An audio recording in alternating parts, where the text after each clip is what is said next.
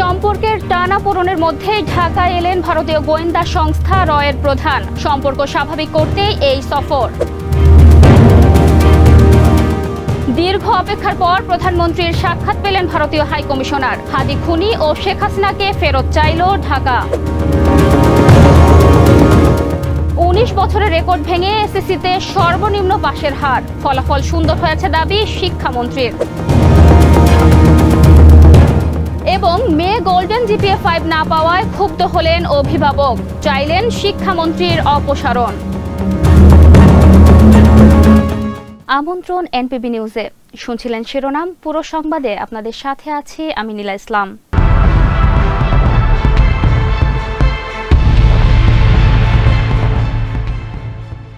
ঢাকা এসেছেন ভারতীয় গোয়েন্দা সংস্থা রয়ের প্রধান পরাগ জৈন।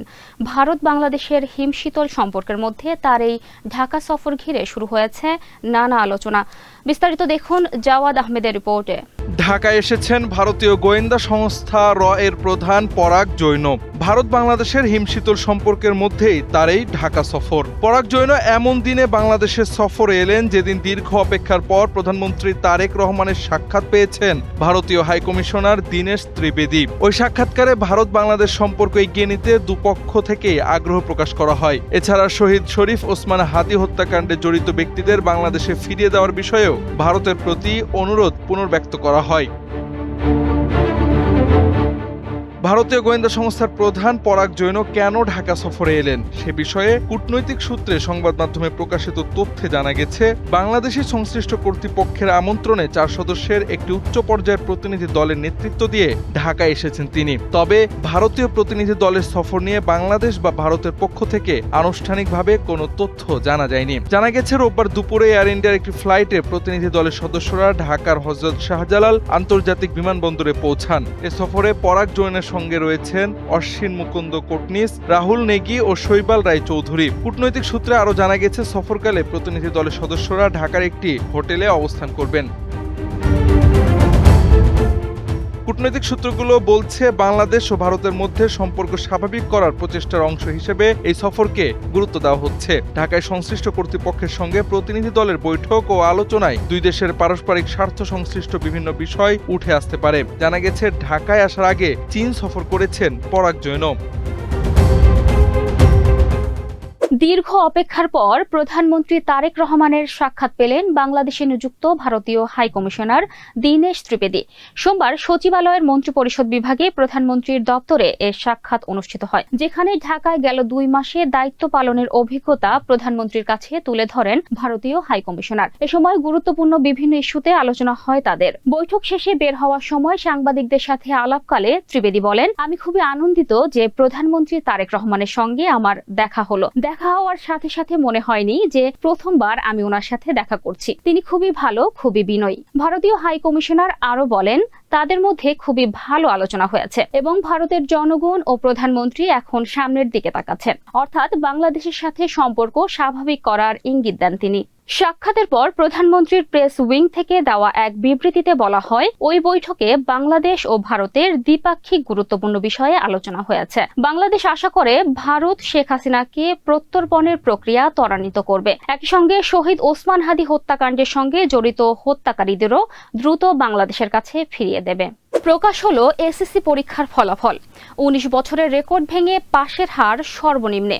ফেল করেছে 6,90,000 পরীক্ষার্থী। বিস্তারিত রিপোর্টে। 19 বছরের রেকর্ড ভাঙল এবারের এসএসসি পরীক্ষার ফলাফল। তবে সাফল্যের নয়, কম পাশের। এসএসসি ও সমমান পরীক্ষায় এবার পাশের হার নেমেছে 62.25%, যা 2007 সালের পর সর্বনিম্ন। গত বছর ছিল 68.45%। এক বছরে কমেছে 6.2% পয়েন্ট। এবার 18,29,485 পরীক্ষার্থীর মধ্যে পাশ করেছে 11,38,877 জন। জিপিএ 5 পেয়েছে 1,16,676 জন। গত বছরের তুলনায় কমেছে 22,356 জন। 9টি সাধারণ বোর্ডে পাশের হার 64.05%, মাদ্রাসায় 55.49 এবং কারিগরিতে 58.20%। তবে পাশ ও জিপিএ 5 দুই ক্ষেত্রেই এগিয়ে মেয়েরা। দীর্ঘ অপেক্ষার পর ফল হাতে পেলেও স্বস্তির খবর নেই অনেক শিক্ষার্থীর জন্য। এবারের এসএসসি ও সমমান পরীক্ষায় কমেছে পাশের হার, কমেছে জিপিএ 5 পাওয়ার সংখ্যাও। 9টি সাধারণ শিক্ষা বোর্ডে গড় পাশের হার 64.05%, যা গত বছর ছিল 68.04%, অর্থাৎ পাশের হার কমেছে 3.99%। জিপিএ 5 পেয়েছে 1,06,009 জন। গত বছর এই সংখ্যা ছিল 1,25,018 জন। মাদ্রাসা ও কারিগরি বোর্ড সহ 11টি শিক্ষা বোর্ডে গড় পাশের হার 62.25%। জিপিএ 5 পেয়েছে 1,16,676 জন। সোমবার সকাল 10টার দিকে প্রকাশ করা হয় 2026 সালের এসএসসি ও সমমানের ফল। শিক্ষা মন্ত্রণালয়ের অনুষ্ঠানে ফলাফল উদ্বোধন করেন শিক্ষামন্ত্রী আনম ও এহসানুল হক মিলন। প্রায় 18.5 লাখ শিক্ষার্থীর ফলের অপেক্ষার অবসান ঘটলেও এবার ফল পেতে সময় লেগেছে রেকর্ডের কাছাকাছি। লিখিত পরীক্ষা শেষ হওয়ার 82 দিন পর প্রকাশ হলো ফল। করোনা কালের 2020 সাল বাদ দিলে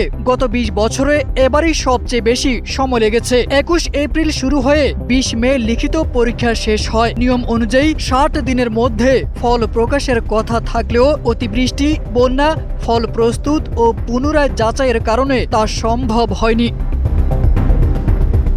মন খুলে গান গাওয়া যায়, পরীক্ষা খাতায় নম্বর দেওয়া যায় না। মন খুলে গান গাওয়া যায়, কিন্তু মন খুলে নম্বর দেয়া যায় না। এসএসসি পরীক্ষার উত্তরপত্র মূল্যায়নে শিক্ষকরা বেশি কঠোর ছিলেন কিনা এমন প্রশ্নের জবাবে এই মন্তব্য করেন শিক্ষামন্ত্রী ডক্টর আনম এহসানুল হক মিলন। শিক্ষা মন্ত্রণালয়ে আয়োজিত এক সংবাদ সম্মেলনে সাংবাদিক জানতে চান শিক্ষকরা নম্বর দেওয়ার ক্ষেত্রে কঠোর ছিলেন কিনা। জবাবে শিক্ষামন্ত্রী বলেন, মন খুলে গান গাওয়া যায়, কিন্তু পরীক্ষার খাতায় নম্বর দেয়া যায় না। এ সময় ফলাফলকে খারাপ বলা নিয়েও আপত্তি জানান তিনি। অপর এক সাংবাদিকের প্রশ্নের জবাবে মন্ত্রী বলেন, আপনি খারাপ রেজাল্ট বলছেন কেন? রেজাল্ট সুন্দর হয়েছে। যেসব শিক্ষার্থী ফল পুনর্নিরীক্ষণের জন্য আবেদন করবে, এবার তাদের উত্তরপত্র সম্পূর্ণভাবে পুনর্নিরীক্ষা করা হবে বলেও সংবাদ সম্মেলনে জানিয়েছেন শিক্ষামন্ত্রী। এসএসসির ফল প্রকাশের পর দেখা গেল ব্যতিক্রমী একটি দৃশ্য। মেয়ে জিপিএ 5 পেয়েছে, কিন্তু তাতে সন্তুষ্ট নন একজন অভিভাবক। আক্ষেপ করেছেন কেন তার মেয়ে গোল্ডেন জিপিএ 5 পেল না। এজন্য কিছু অনিয়মের অভিযোগ তুলে শিক্ষামন্ত্রীর পদত্যাগও চান তিনি। বিস্তারিত দেখুন প্রতিবেদনে। আমরা আশা করছিলাম সে গোল্ডেন পাবে, এটা পাইল না এই এসআর কারণে। শিক্ষামন্ত্রীর জন্য আমার মেয়ে গোল্ডেন পেল না, মন্ত্রীর বহিষ্কার চাই, এমন ক্ষোভ প্রকাশ করলেন এক অভিভাবক। বলেন, শিক্ষামন্ত্রী ভালো না, ছেলে মেয়েদের জীবন নিয়ে ছিনিমিনি খেলছেন। প্রশ্ন ছুড়ে দেন, বিকারুন্নিসা ও আইডিয়াল স্কুলের শিক্ষার্থীরা কি নকল করে যে তাদের ফলাফল নিয়ে প্রশ্ন উঠবে? নকল করে গ্রামের শিক্ষার্থীরা। এই মন্ত্রীরা ইমিডিয়েট তারেক রহমানের ছাড়া দেওয়া উচিত, বাংলাদেশের শিক্ষা ব্যবস্থা ভালো করতে হলে। ওই অভিভাবক আরো বলেন, প্রধানমন্ত্রী তারেক রহমানের উচিত শিক্ষামন্ত্রীকে পরিবর্তন করা, যোগ্য লোকদের শিক্ষা মন্ত্রণালয়ের দায়িত্ব দেওয়া উচিত।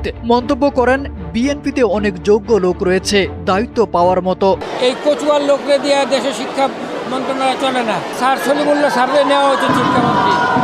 অন্যদিকে আরেক অভিভাবক শিক্ষা কারিকুলাম নিয়ে বলেন, শিক্ষামন্ত্রীকে বলবো বাচ্চাদের উপর জুলুম চাপিয়ে দেবেন না, শিক্ষা ব্যবস্থা আরো সহজ করতে হবে। প্রয়োজনে 6ষ্ঠ শ্রেণী থেকেই নতুন কার্যক্রম শুরু করারও পরামর্শ দেন তিনি। শিক্ষামন্ত্রীকে বলবো যে বাচ্চাদের উপরে এরকম জুলুম চাপিয়ে দিবেন না, আপনারা 6 থেকে গড়ে তুলুন, 6-7 থেকে গড়ে তুলুন, তাহলে প্রতিটা বাচ্চা আপনার সিস্টেম অনুযায়ী ভালো করবে। সব মিলিয়ে শিক্ষার্থীদের ভবিষ্যৎ ও মানসিক চাপের বিষয়টি বিবেচনায় রেখে শিক্ষা ব্যবস্থায় প্রয়োজনীয় সংস্কার আনতে হবে। একই সঙ্গে ফলাফল ও কারিকুলাম নিয়ে দ্রুত কার্যকর পদক্ষেপ নেওয়ারও আহ্বান জানান অভিভাবকরা। এসএসসি পরীক্ষায় অংশ নিয়েছিল 382 জন। ফল প্রকাশের পর দেখা গেল প্রত্যেকেই পেয়েছে জিপিএ 5। এমন অভূতপূর্ব সাফল্যের খবর ছড়িয়ে পড়তেই বিদ্যালয় প্রাঙ্গণে উচ্ছ্বাসে মেতে ওঠে শিক্ষার্থী, শিক্ষক ও অভিভাবকেরা। এবছর এসএসসি পরীক্ষায় এই কৃতিত্ব দেখিয়েছে নরসিংদীর নাসিমা কাদের মোল্লা হাই স্কুল অ্যান্ড হোমস। ধারাবাহিকভাবে ভালো ফলাফলের জন্য পরিচিত প্রতিষ্ঠানটি এবারও শতভাগ পাশের পাশাপাশি শতভাগ জিপিএ 5 অর্জন করে আলোচনায় এসেছে। বিদ্যালয় বিদ্যালয় কর্তৃপক্ষ জানায় 2008 সালে প্রতিষ্ঠার পর থেকেই পিএসসি, জেএসসি ও এসএসসি পরীক্ষায় শতভাগ পাশের ধারাবাহিকতা ধরে রেখেছে প্রতিষ্ঠানটি। 2025 সালেও স্কুল থেকে অংশ নেয়া 320 জন শিক্ষার্থীর প্রত্যেকেই পেয়েছিল জিপিএ 5।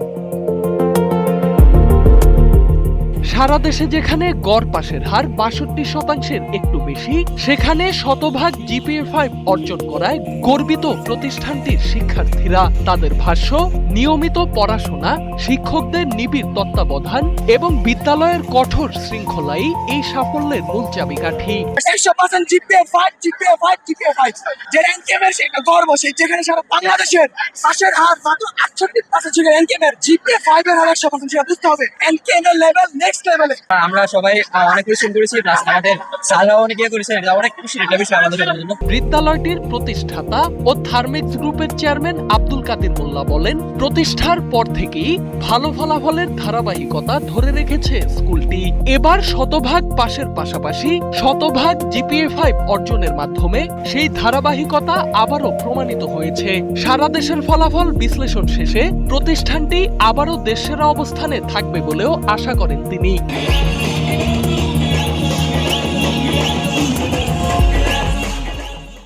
সারা দেশে যখন এসএসসি ও সমমান পরীক্ষায় গড় পাশের হার 62.25%, তখন দেশের 11টি শিক্ষা বোর্ডের 312টি শিক্ষা প্রতিষ্ঠানের কোনো শিক্ষার্থী পাশ করতে পারেনি। গত বছর শূন্য পাশের প্রতিষ্ঠান ছিল 134টি, অর্থাৎ এক বছরের ব্যবধানে এমন প্রতিষ্ঠানের সংখ্যা বেড়েছে 178টি। শূন্য পাশের প্রতিষ্ঠানের মধ্যে 9টি সাধারণ শিক্ষা বোর্ডের 57টি, মাদ্রাসা শিক্ষা বোর্ডের 226টি এবং কারিগরি শিক্ষা বোর্ডের 29টি প্রতিষ্ঠান রয়েছে।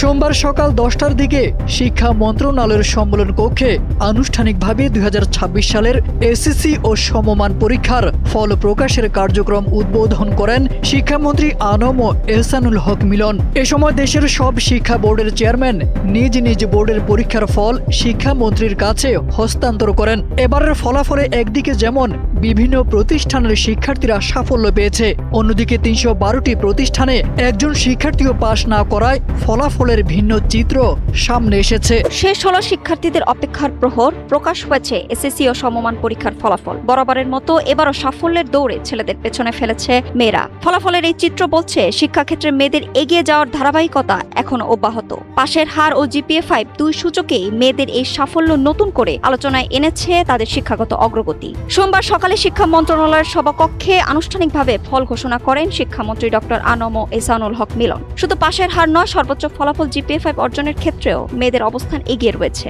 দেশের 11টি শিক্ষা বোর্ডে ছাত্রীদের পাশের হার 66.68%, যেখানে ছাত্রদের পাশের হার 57.86%। ফলে পাশের হারে ছাত্রীরা 8.82% এগিয়ে। এছাড়া দেশের 9টি শিক্ষা বোর্ড, মাদ্রাসা ও কারিগরি শিক্ষা বোর্ডের পাশের হার ও জিপিএ 5 দুই সূচকেই ছেলেদের পেছনে ফেলেছে মেয়েরা। এবছর সারা দেশে জিপিএ 5 পেয়েছে মোট 1,16,676 শিক্ষার্থী। এর মধ্যে ছাত্রী 63,896 জন এবং ছাত্র 52,780 জন।